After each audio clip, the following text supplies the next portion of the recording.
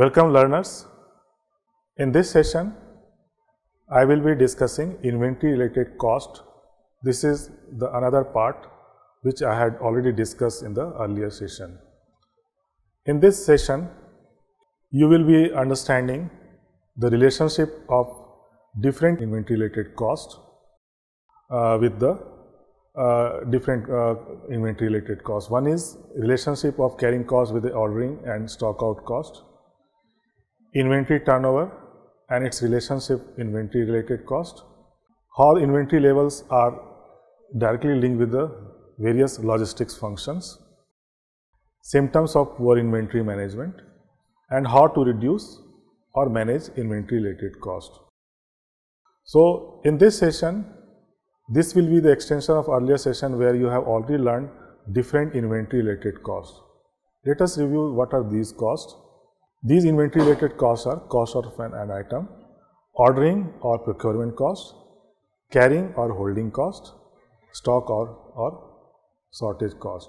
So, now we are going to discuss what are the relationship existing among all these related inventory related costs.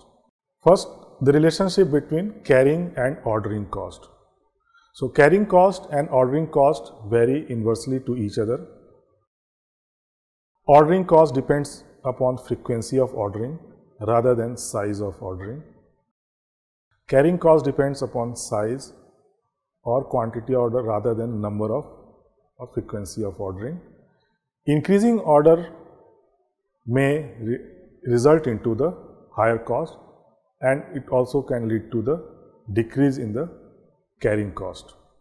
Now, let us understand what exactly the meaning of the relationship between carrying and ordering cost.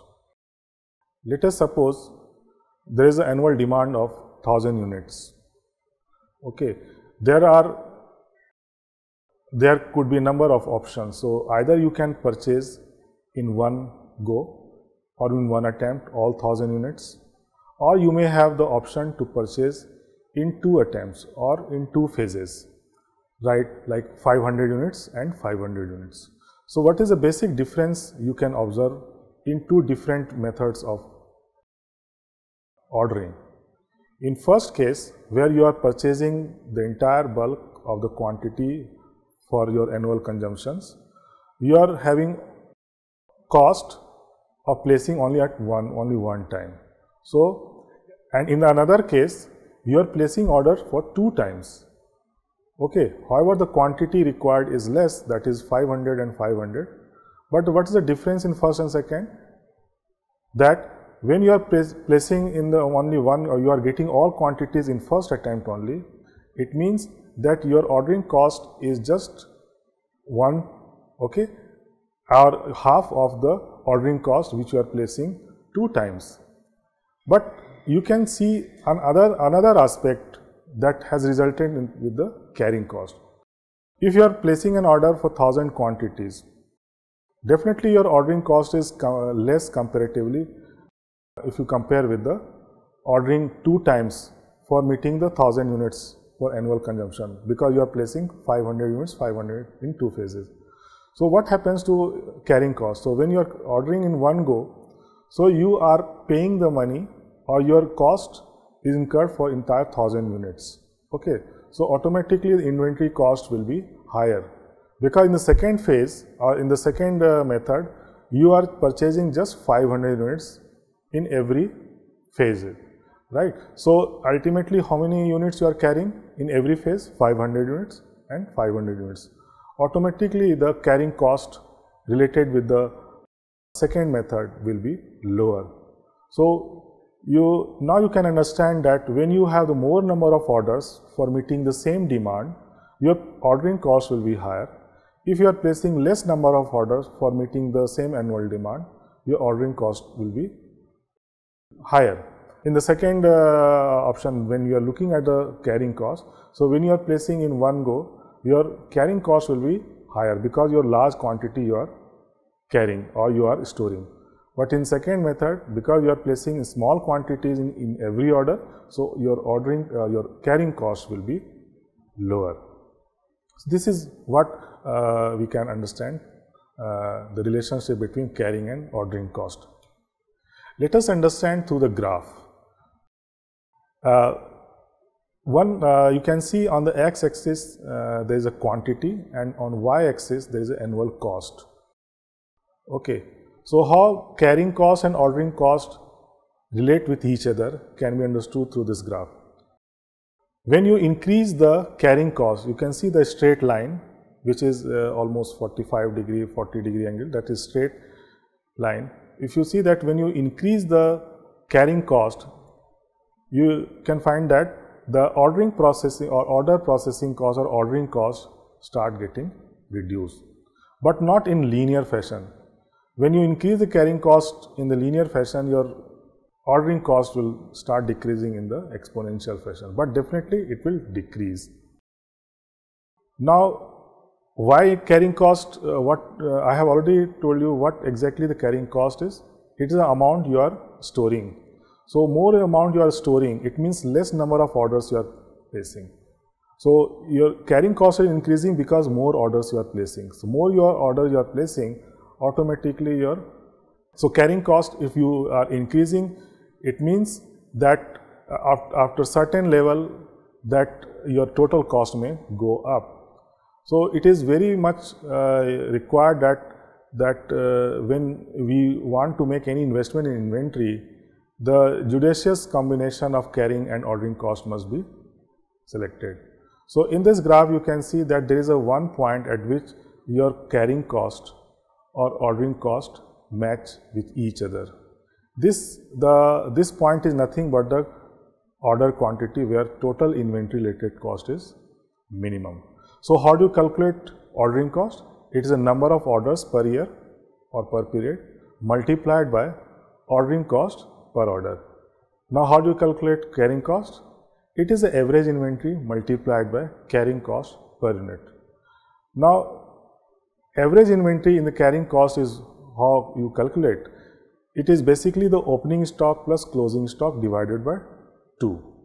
Okay, so if opening stock is 50 units and closing stock is 100 units, then what will be the average inventory? It will be 50 plus 100 upon 2. This is nothing but the 75 units. Okay. Now, in carrying cost, you can also see that other component, that is carrying cost per unit. Usually, carrying cost is represented in terms of percentage. That has already been discussed in one of the class, how you calculate carrying cost. When you look at the ordering cost, how do you calculate the number of orders? Okay, let us suppose that quantity demanded is 1000 units. Okay, and the order quantity is suppose 50 units. So, how many orders you are placing? That will be 1000 divided by 50, which is nothing but 20 orders. Okay. Now, because you are placing 20 orders, so for every order you are incurring cost. This is how you calculate ordering cost and the carrying cost. Now, how to decide about carrying cost and the stock out cost? Because carrying cost and stock out cost are directly linked with each other.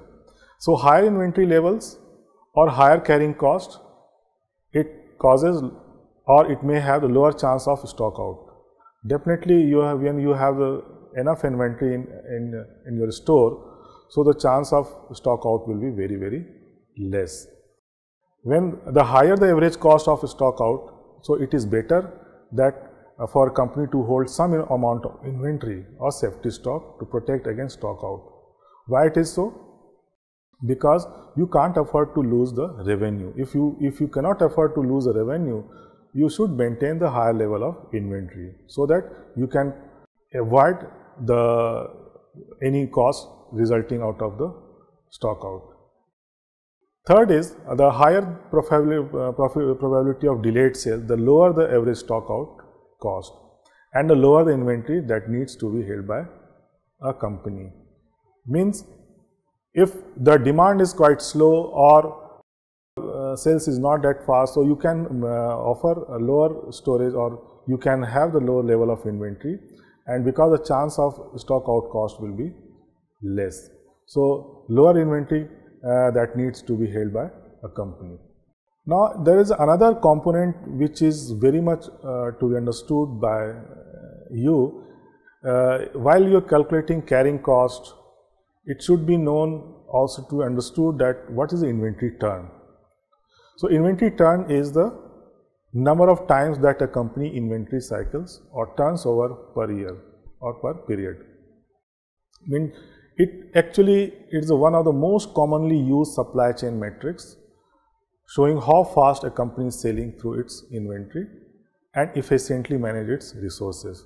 So when we say supply chain metric, it means the items start coming from the supplier till the end users. So whatever the network which through which the items process through, which we call the supply chain. And when you measure the performance of inventory across the supply chain, the method you use to measure the performance, we call it supply chain metrics. So this is one of the most commonly used supply chain metrics. Actually, it shows that how efficiently you are using the resources, how quickly you are able to convert this inventory into the revenues or assets. So there is a standard formula to calculate inventory turnover as current year's cost of goods sold or cost of revenues divided by the average inventory for the period. Let us understand how, through the example, how inventory turnover is calculated. Let us say XYZ construction company sells concrete slabs for office buildings. During the current year, the reported cost of goods sold on its income statement of rupees were 10 lakhs. So XYZ's beginning inventory was rupees 30 lakhs and its ending inventory was rupees 40 lakhs. The company's turnover can be calculated using the formula which we have discussed, that the cost of goods sold divided by the average inventory held. So here 10 lakh is nothing but the cost of goods sold that you are dividing upon the average inventory held. So now how do you calculate the average inventory held? Because the inventory at the beginning was 30 lakhs, okay, and at the end, in the end period, it was 40 lakhs. So you would add 30 lakhs with the 40 lakhs divided to, so ultimately you get the value 0.29. So if you see the XYZ's turnover, this is 0.29, it means what? The company only sold roughly a third of its inventory during the year. Okay, it also implies that it would take company approximately 3 years to sell this entire inventory or complete 1 ton. What does it mean? If we recall the example, the formula which we have said, that it is one of the most commonly used supply chain metrics, how the company is selling through its inventory. If you get the inventory turn as 3 as compared to inventory turn is 5. So in which case the company is performing better on inventory front. Naturally, where inventory turnover is more, like here it is a 5, if inventory turn is 3, it means inventory is not being managed as efficiently as compared to where the inventory turnover is 5. Let us understand how the inventory turnovers or inventory turns affect the inventory carrying cost. So there are 50 inventory turns, or you can say through the calculation 15 turns, inventory turns have been identified. So look at the inventory turns 2. So it means the inventory turnover ratio, if it is 2 and average inventory held is 3,75,000, carrying cost is being calculated as 40%. So you result with the carrying cost saving is 1,50,000. How it is 1,50,000? Because your inventory investment carrying cost of 3 lakhs, now you are having the 1,50,000. Now if you look at the third inventory turns, 2,50,000, if that is average inventory, and carrying cost at 40%. So this is coming out as a 1 lakh. Now carrying cost saving is how much? So earlier it was 1,50,000, Now carrying cost is 1 lakh. So naturally the carrying cost saving is 50,000. Similarly, with the if the inventory turn is 4 and your data related to average inventory is 1,70,500 and carrying cost is 40% of the average inventory. So how much saving in the carrying cost is there? 25,000. How 25,000? So you are subtracting from the previous saving, that is 50,000, from 75,000, which is there in the inventory turnover 4. So this is the way you can visualize that how inventory turnovers is directly impacting the carrying cost and saving in the carrying cost. Through graph, you can understand that when you have the large inventory turns, so inventory carrying cost is decreasing exponentially, and it may not be decreasing in linear fashion. So we have already discussed how you calculate the carrying cost and how do you calculate the saving in the annual cost in the carrying cost. So there is a formula: is variable manufacturing cost is suppose rupees 100 and carrying cost is 30% of the item price, and annual cost to carry inventory is 30. So monthly cost is how much? You can divide 32 by 12, that is rupees 2.5. Now the inventory related cost have direct impact with the logistics functions. So when we say logistics function, it is mainly related with the inventory, warehousing, transportation and all. So more inventory you are carrying, so the transportation cost may be lower, because the transportation, when you have the less inventory you are ordering, automatically the your frequency of movement by the transport will be higher. So the large inventory carrying cost or related cost may end up with the maybe definitely a lower transportation cost, but overall your cost of the inventory may be the cost of the for the production and operation may go up. So the inventory related cost is directly linked with the how many stock points you have. So number and location of distribution centers have direct impact on the inventory related cost.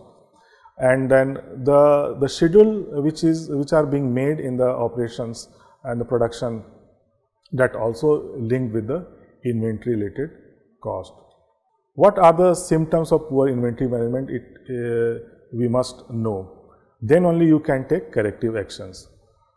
If you see that there is increased number of back orders, there is increased investment in inventory with back orders remaining constant, high customer turnover rate, increasing number of orders cancelled, periodic lack of sufficient storage space, wide variance in the turnover of major inventory items between the distribution centers, deteriorating relationship with the intermediaries as typified by the dealers, cancellation and declining orders, large quantities of obsolete items. These are the symptoms of the poor inventory management. Then how to address and how to minimize how to make inventory management more efficient. The concept we know, you may not be knowing, that is multi-echelon inventory planning. Means you are having the network of the suppliers and a distributor through which even you are requiring small quantities, so that can be fulfilled at a lower cost. So when you rely on heavily on the network of the supplier or distributor, you can automatically cut down the inventory related cost. So multi-echelon inventory planning is very much important in case you would like to reduce the inventory related cost. Second, lead time analysis, delivery time analysis, elimination of low turnover and obsolete items, analysis of pack size, discount structure, examination of procedures for return goods, encouragement or automation of product substitutions, installation of formal reorder review systems, measurement of fill rates by store keeping units. Also, management can do analysis of customer demand characteristics, development of a formal sales plan, and forecast and demand forecast by predetermined logic. Expand view of inventory to include inventory management and information sharing at various levels in the supply chain. Re-engineering inventory management practices to realize improvement in the product flow. At the end, you have learned about how inventory management is important and how it plays very important role in controlling the overall cost of production operation in any business. In this session, you learned how different inventory related costs affect each other.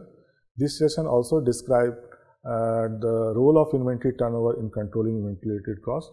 It is very important to identify the symptoms and poor inventory management so that necessary action can be taken to reduce the related costs. Thank you, listeners.